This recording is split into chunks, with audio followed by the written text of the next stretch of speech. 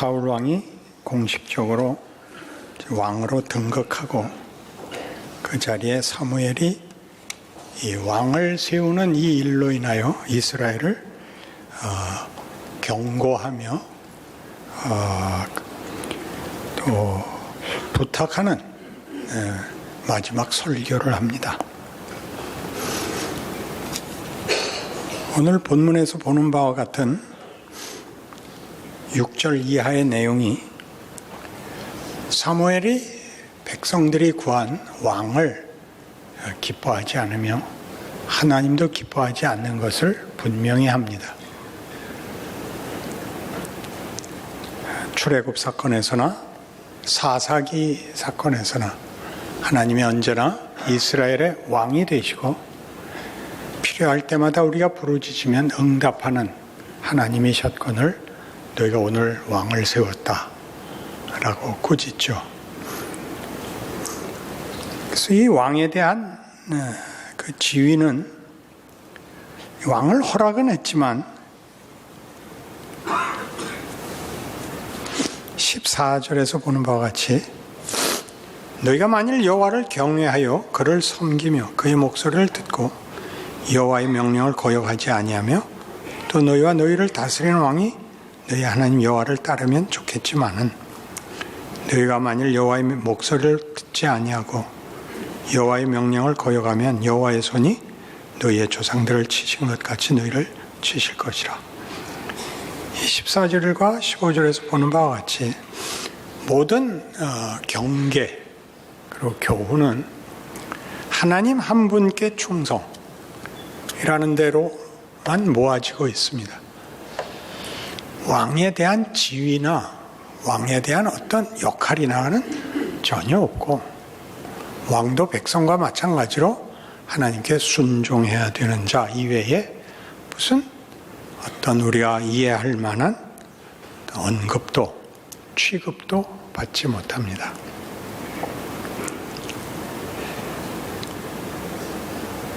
심지어 당시의 현실적인 문제였던 암몬 왕 나하스의 침입, 그 앞에 11장에 나오는데요.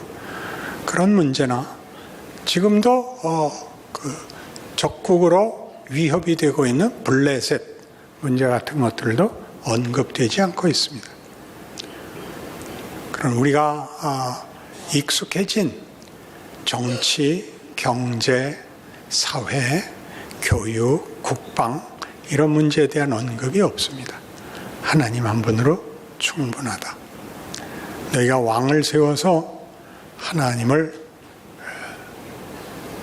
거역하며 부인한 것 나도 알고 하나님도 안다.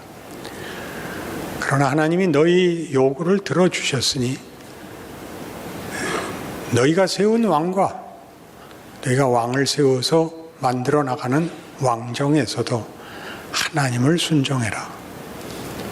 너희가 만든 왕이나 왕정이라는 것이 더 나은 방법도 더 나은 보장도 아니다. 이렇게 얘기합니다.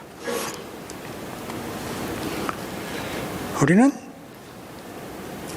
구약 역사를 보면서 이스라엘이 사사기에서나 열왕기에서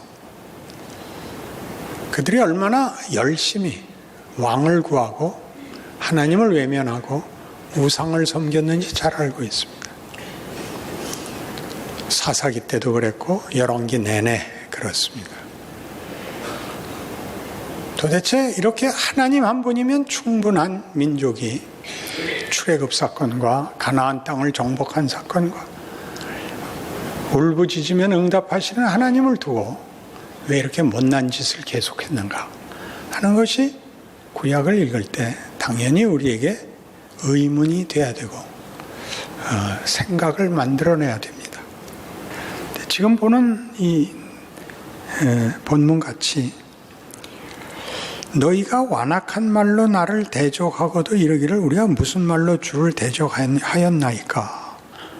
여기에는 이미 이스라엘 백성이 하나님에 대해서 전혀 관심을 두지 않는 태도가 배어나오고 있습니다. 하나님이 뭐라고 한들 귀담아 듣지 않으며 존중하지 않고 있죠. 이는 너희가 말하기를 하나님을 섬기는 것이 헛되니 만군의 여호와 앞에서 그 명령을 지키며 슬프게 행하는 것이 무엇이 유익하리요? 하나님 말씀 들어서 뭐 난 게 있냐?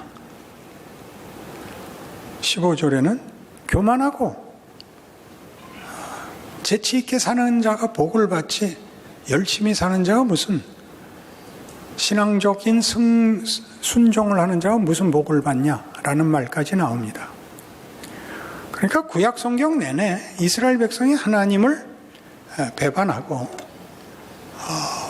불순종하고 그 신앙에 있어서 실패하는 가장 큰 이유는 지금 여기에 있는 바와 같이, 그리고 출애굽 사건이나 사사기 사건이나 왕정 사건에서 보는 바와 같이 그들이 하나님을 믿으면 이런 복을 받을 것이라고 기대했던 것과 현실이 달랐기 때문입니다.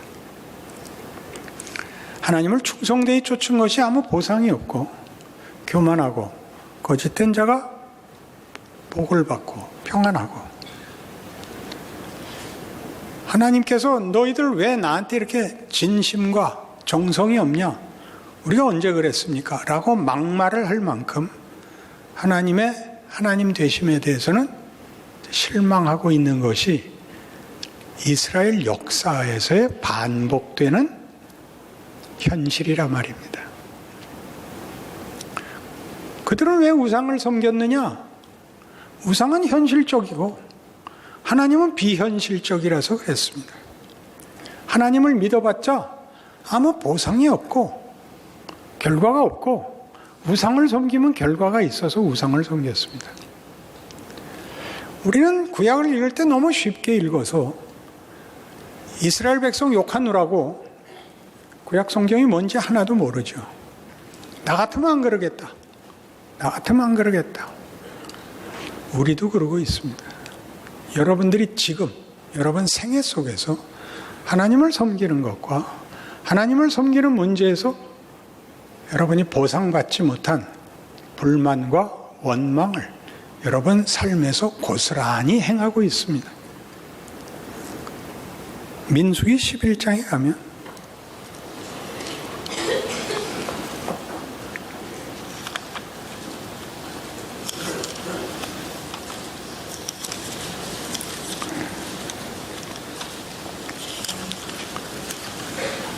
출애굽하여 약속의 땅으로 가는 노상에서 일어난 일입니다.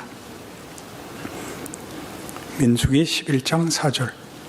그들 중에 섞여 사는 다른 인종들이 탐욕을 품음에 이스라엘 자손도 다시 울며 이르되 누가 우리에게 고기를 주어 먹게 하랴.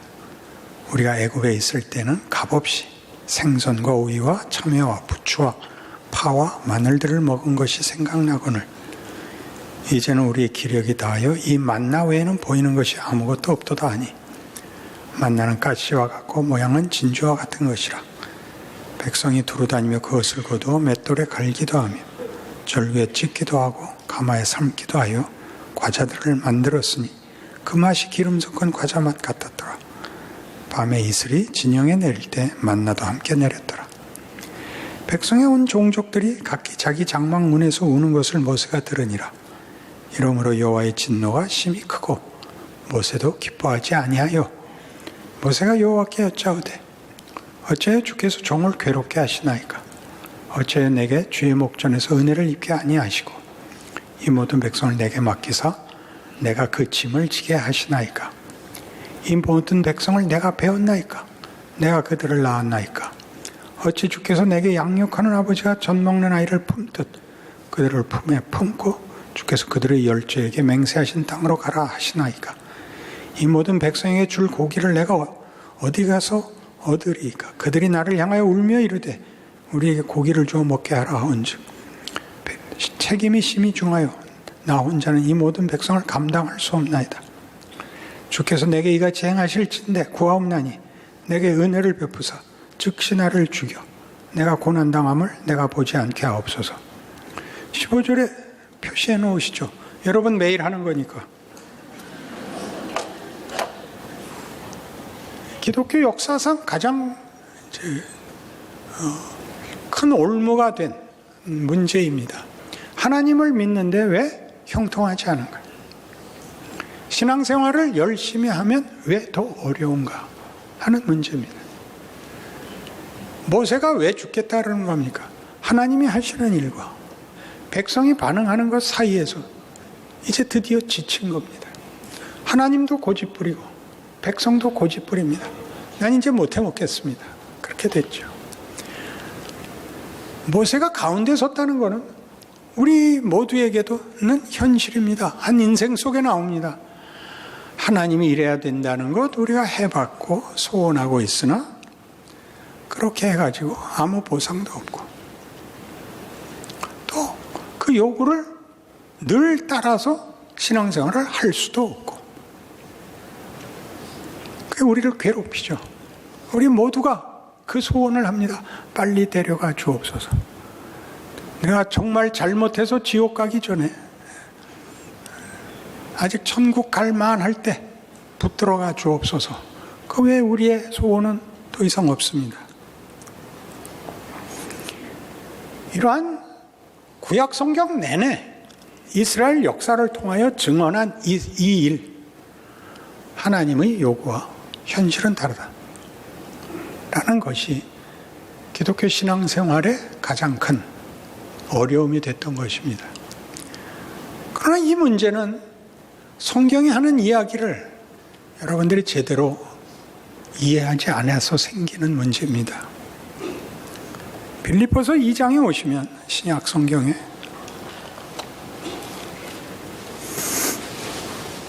(5절) 이하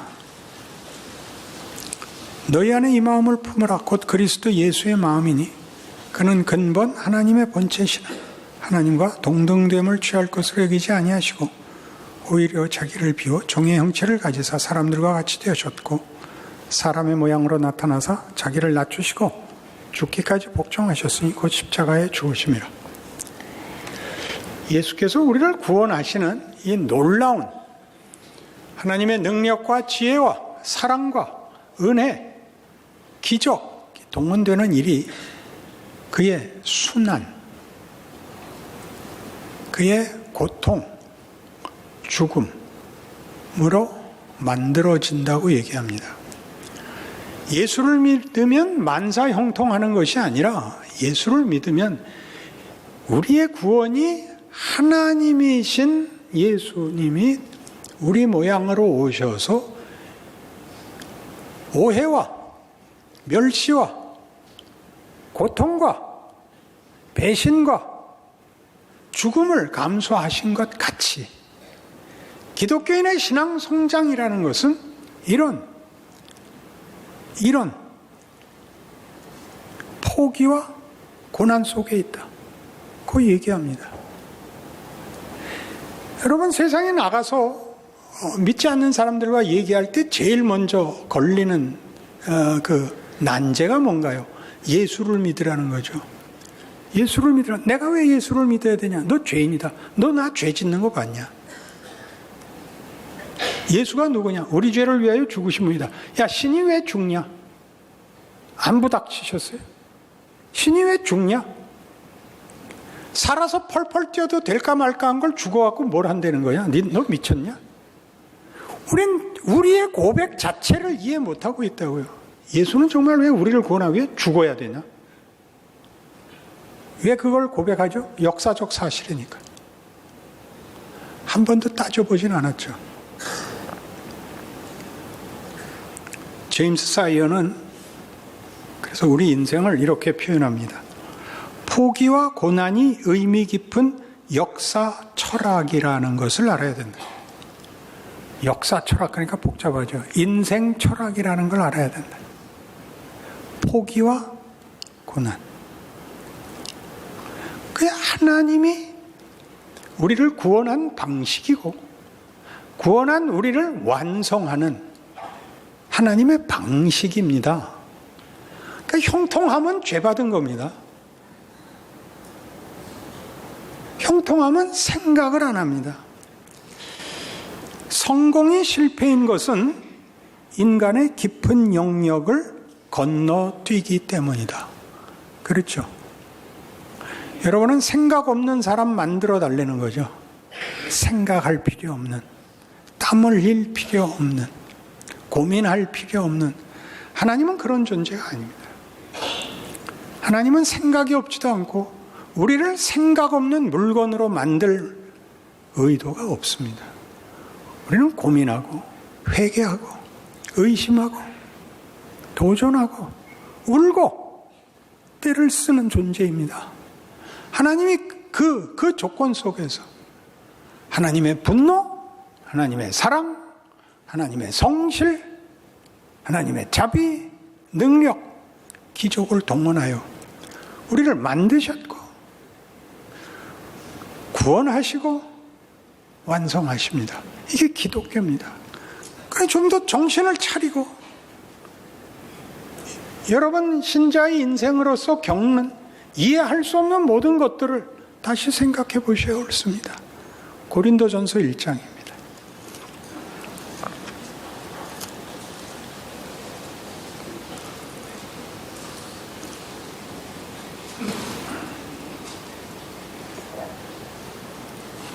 고린도전서 1장 18절. 십자가의 도가 멸망하는 자들에게는 미련한 것이요 구원을 받는 우리에게는 하나님의 능력이라. 기록된 바 내가 지혜 있는 자들의 지혜를 말하고 총명한 자들의 총명을 폐하리라 하였으니 지혜 있는 자가 어디 있느냐? 선비가 어디 있느냐? 이 세대의 변론가가 어디 있느냐? 하나님께서 이 세상의 지혜를 미련하게 하신 것이 아니냐? 하나님의 지혜에 있어서는 이 세상이 자기 지혜로 하나님을 알지 못하므로 하나님께서 전도에 미련한 것으로 믿는 자들을 구원하시기를 기뻐하셨도다. 전도가 미련한 방법이라는 건 무슨 뜻이에요? 논리적으로 이해될 수 없다는 뜻입니다. 미련한 방법. 이 세상에서는 하나님의 일하시는 이 일이, 이 방식이 도무지 이해가 되지 않습니다. 신이잖아요, 신. 더 큰 힘을 가져야 되고 하고 싶은 거 그냥 시간과 공간을 초월해서 하실 수 있잖아요. 왜 그렇게 안 해요? 하다못해 열려라 참깨 그래도 문이 열리는데 하나님 왜 이렇게 안 하고 시간과 공간 속에서 억울하고 겁나고 혼란스럽고 라는 인생을 걷게 하고 나는 왜? 라는 질문을 하게 만들까요? 하나님의 뜻을 이루시는 하나님의 지혜요, 하나님의 능력이랍니다. 정말요? 그렇습니다. 우리는 형통하면 가장 먼저 생각을 안 합니다. 아무도 이해하지 않으면 고급한 것이 생기지 않습니다. 여기 인용한 문장이 있습니다. 인생의 덫은 우리로 고상한 결정의 기회를 준다. 모든 것이 걸려있는 때쯤 가면 정말 고급한 것이 무엇인가, 진정 가치가 있는 것이 무엇인가 모를 수밖에 없습니다. 우리가 우리의 소원대로 되지 않을 때 비로소 우리는 우리가 누군가를 묻습니다. 우리에게 우리가 여태껏 안심했던 모든 체제와 우리의 실력이 무너지는 도전이 와야, 그래서 눈이 빠지게 기도를 해야 우리는 그때 비로소 우리로서는 홀로 넘어갈 수 없는 강을 건너 깊은 기도의 자리에 갑니다. 욥을 생각해 보십시오. 욥기의 가치는 뭐죠? 욥은 잘못한 것이 없습니다. 친구들이 와서 너 잘못한 것이 없이 왜 고난을 당하냐? 너 틀림없이 잘못해서 하나님께 벌 받는 거다. 나 아니다. 이해 못하죠. 잘못한 적이 없으니까. 끝까지 우깁니다. 난 없다. 난 없다. 세 친구도 그가 뭘 잘못했는지 찾아낼 수가 없습니다. 너무 고단하고 고난은 심하고 답은 없고 이해할 수가 없으니까 무슨 비명이 나오죠? 죽여주십시오. 죽여주십시오. 그가 형통했으면 죽여주십시오라는 자리까지 왔겠습니까? 죽여주십시오의 자리에 와서 하나님을 만납니다. 어떤 하나님? 창조의 하나님. 우리가 아는 이치, 원리, 인과관계를 벗어난 기계적, 이해적 차원을 벗어난 하나님의 권능을 봅니다. 무에서 유를 만드시는 하나님, 죽은 것을 살리시는 하나님을 만납니다. 기독교 신앙에서 하려는 것이 이겁니다. 창조와 부활을 만들려 하십니다. 어디에 몰려야 된다고요? 한계에 몰리셔야 됩니다. 한계에 몰리셔야 됩니다. 그래서 이 고린도전서 1장에 나오는 십자가와 기독교 복음에 관한 증언은 놀랍게도 너희는 이해 못한다를 그토록 많이 전제하고 있다고요. 조금 더 가볼까요? 22절. 유대인은 표적을 구하고 헬라인은 지혜를 찾으나 우리는 십자가에 못 박힌 그리스도를 전하니 유대인에게는 거리끼는 것이요 이방인에게는 미련한 것이로되 오직 부르심을 받은 자들에게는 유대인이나 헬라인이나 그리스도는 하나님의 능력이요 하나님의 지혜니라. 하나님의 어리석음이 사람보다 지혜롭고 하나님의 약하심이 사람보다 강하니라. 이 역설을 기억하셔야 됩니다. 이 역설. 우리가 못난 것이 일을 하는 거라고 알아야 됩니다. 잘해서 보상받는 정도가 아니라 못하고 원망스러운 것도 하나님의 어떤 일이랍니다. 예수가 그러셨으니까요. 모두가 불만이었던 예수. 메시아가 왜 잡혀 죽냐? 제자들이 다 도망갈 수밖에 없었던 그 일이 하나님의 일이요.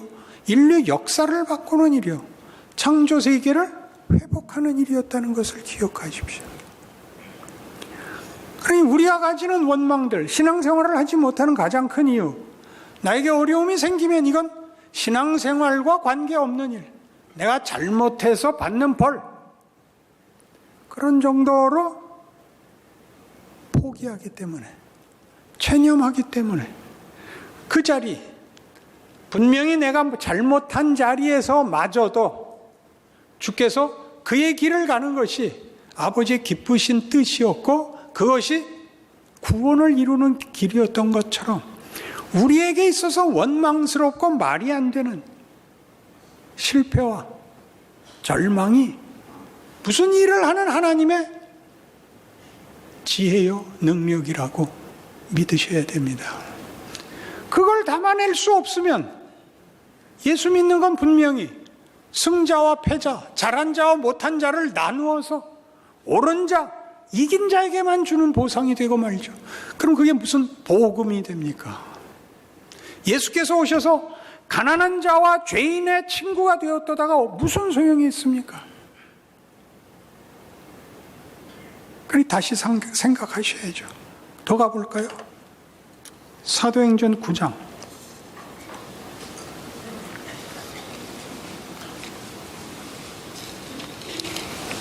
이런 역설은 너무나 성경에 많아서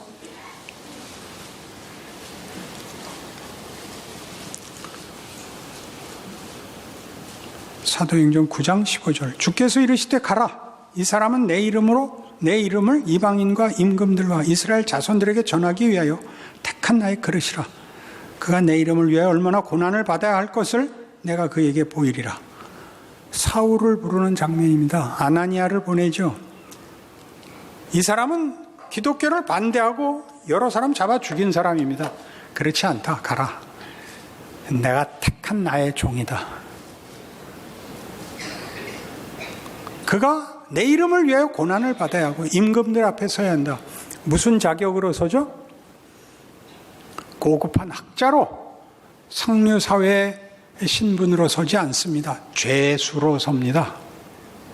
놀랍지 않습니까? 이런 모든 역설들이 우리 현실에 매주 할 거 없어요. 매일 반복되는데 거기서 우리가 이 이해를 하지 못하면 거기서는 신앙생활을 할 수 없는 것이 되죠. 이 말이 안 되는 데서 신앙생활을 어떻게 할 것인가? 순종하는 겁니다. 잘못했으면 어떻게 해야 되죠? 잘못해서 회개하십시오. 민망해 하시고 부끄러워하셔야 됩니다. 원망하지 마십시오. 내가 하지 않은 일이 생기면 분노하지 마십시오. 그걸 견디십시오. 억울한 일을 견디십시오. 그것이 신앙생활입니다. 뭘 만들어낼 것 같지 않습니다. 수치밖에, 오해밖에 만들어낼 게 없는 것 같은 그 일을 한다. 예수 믿는다는 뜻입니다. 고린도후서 12장에 가면